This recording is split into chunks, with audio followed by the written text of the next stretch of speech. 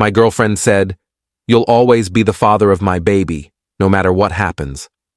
I smiled and said nothing. 2 weeks later, a hospital nurse accidentally sent me a report meant for someone else. And that's when I found out my girlfriend's baby had a different father's blood type. I'm 31, work in commercial real estate, and until 3 months ago, I thought I had my life figured out. My girlfriend Sarah and I had been together for 4 years.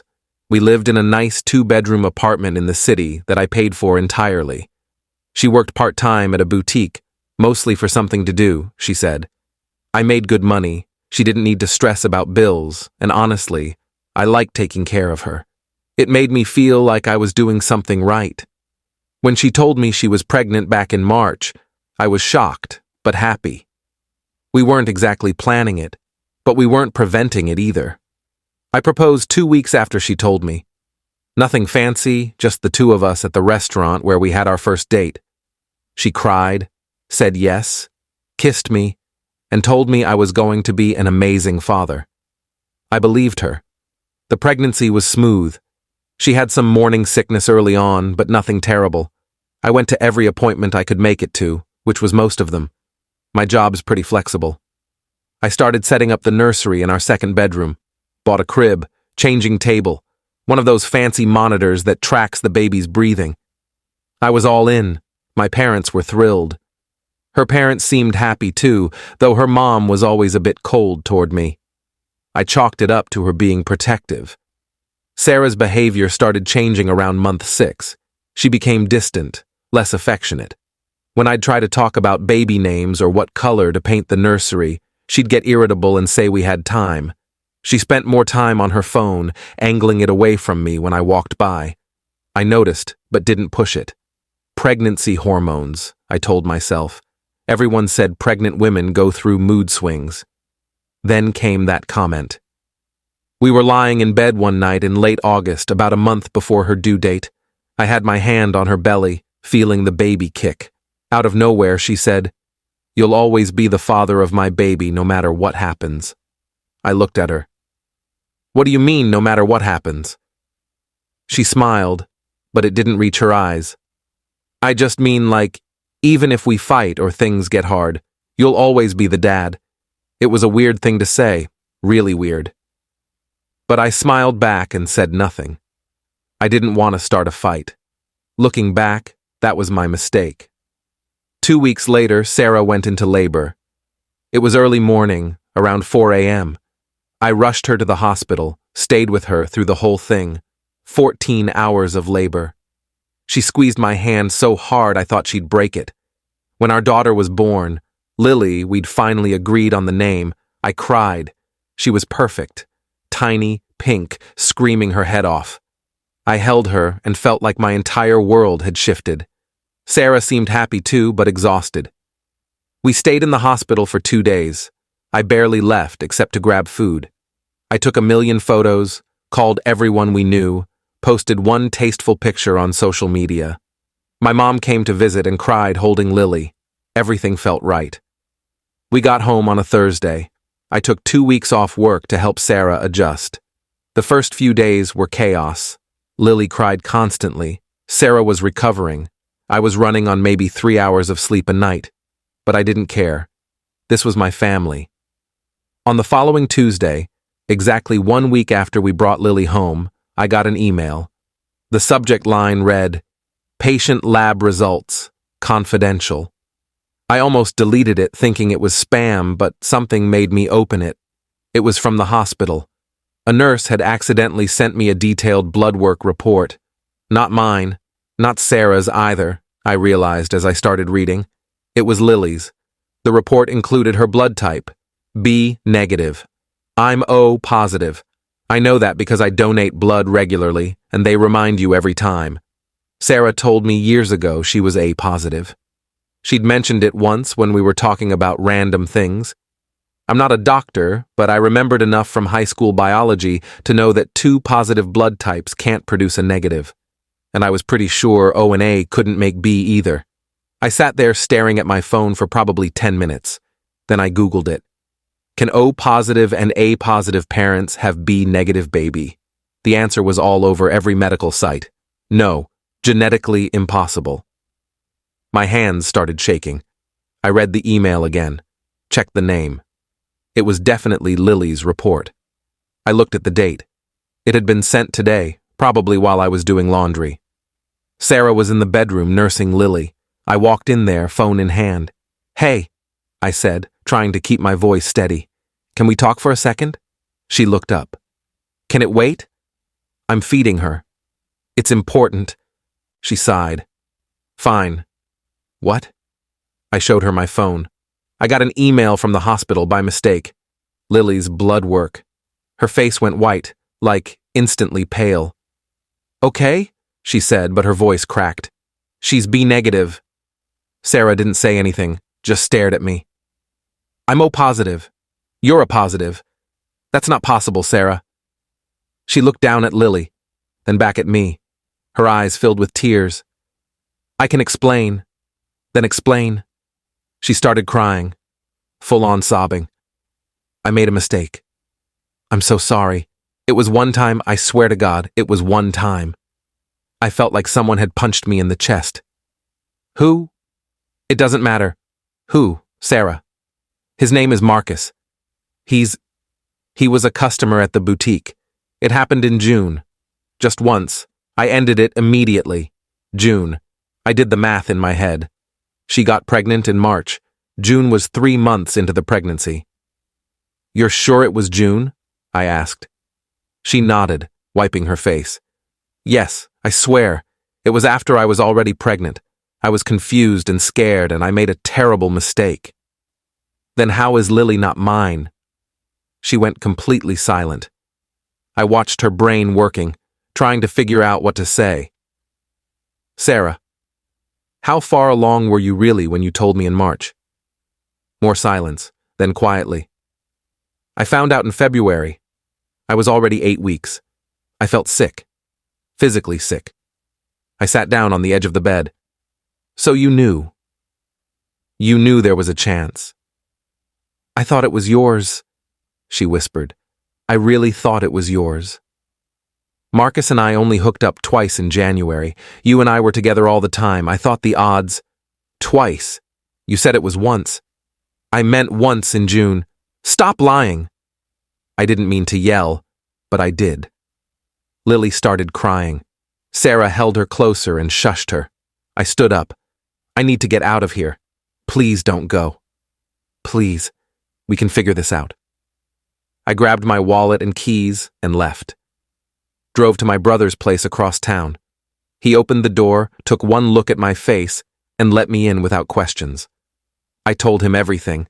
He listened, got me a beer, and said, "You need a paternity test." "A real one." "I know. And you need a lawyer." "I know." I stayed at his place that night.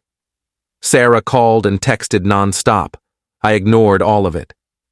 The next morning, I went back to the apartment when I knew she'd be awake. She was on the couch, Lily in the bassinet beside her. She looked like she hadn't slept. "We're doing a paternity test," I said. She nodded. "Okay. And until we get the results, I'm staying at my brother's." "Please don't do this. Please. I love you. Lily needs you. Lily needs her actual father, whoever the hell that is." I packed a bag and left again. I called a lawyer that afternoon. He walked me through everything. Paternity test first, then we'd figure out the rest depending on the results. I ordered a test online that same day. It arrived 2 days later. I went back to the apartment, swabbed Lily's cheek and mine, while Sarah watched and cried, and sent it off. The wait was 10 days, longest 10 days of my life. I went back to work but couldn't focus. My boss asked if I was okay. I lied and said I was just adjusting to being a new dad. Update 1. The results came back on a Friday. I was at my brother's place when I got the email. I sat down before opening it. My brother stood next to me. I clicked it open, scrolled down. Probability of paternity, 0%. I read it 3 times to make sure I wasn't misreading it. My brother read it over my shoulder. "I'm sorry, man," he said. I wasn't even angry in that moment. Just empty. I forwarded the email to my lawyer and asked him what came next. He called me an hour later. First, do not sign the birth certificate if you haven't already. Second, we're going to start the process of disestablishing paternity. Third, you need to separate your finances immediately. I'd already signed the birth certificate at the hospital. He swore under his breath and said we'd figure it out. That evening, I went back to the apartment. Sarah was feeding Lily when I walked in. She looked at me hopefully. I just shook my head. It's not mine. Her face crumpled. I'm so sorry. I'm so sorry.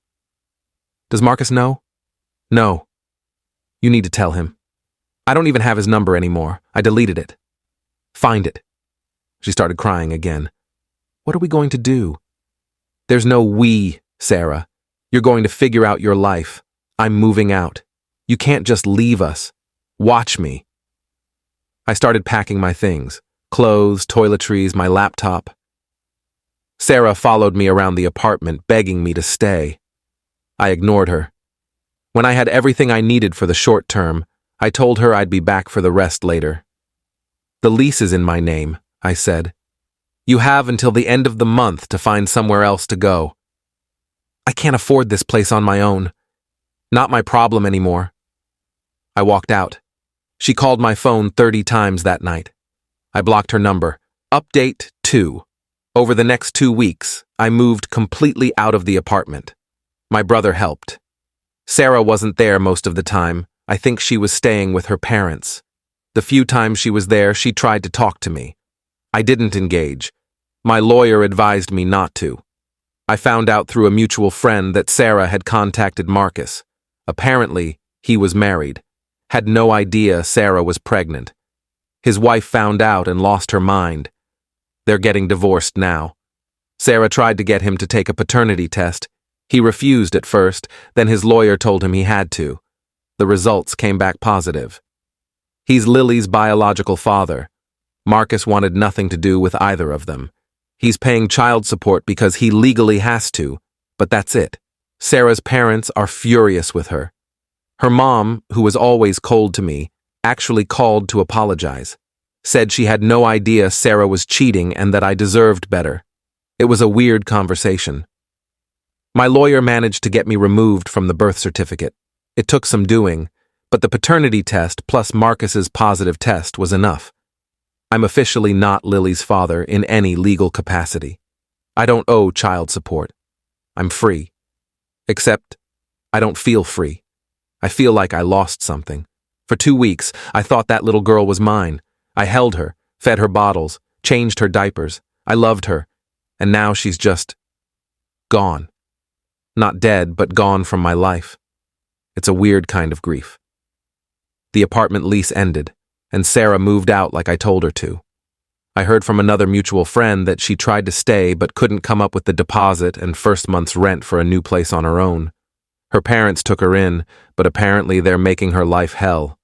Her dad won't even look at her, according to what I heard. Update 3. A month after Sarah moved out, things got messier. I got a call from an unknown number one Tuesday evening. I almost didn't answer, but something made me pick up. Hello? Is this about my wife? The voice was male, angry, unfamiliar. Who is this? Marcus, Sarah's... whatever. Look, my lawyer said I shouldn't be calling you, but I need to know what the hell you told people. I sat up straighter. I haven't told anyone anything about you specifically. I don't even know you. Well, someone's been talking because my entire office knows. My boss called me in yesterday. Asked if it was true I got some woman pregnant while I was married.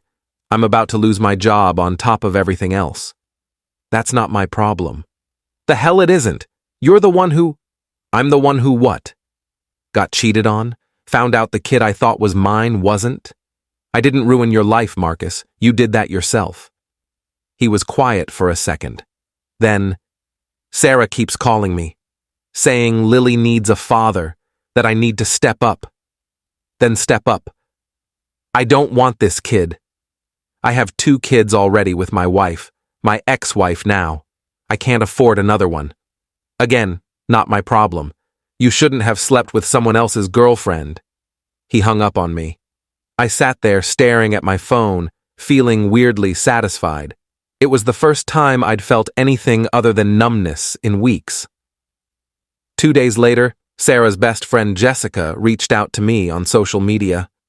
We'd been friendly when Sarah and I were together, but I hadn't heard from her since everything went down. Her message said, "Hey, I know you probably don't want to hear from anyone connected to Sarah, but I thought you should know she's not doing well. Like, really not well. She's barely eating, barely sleeping.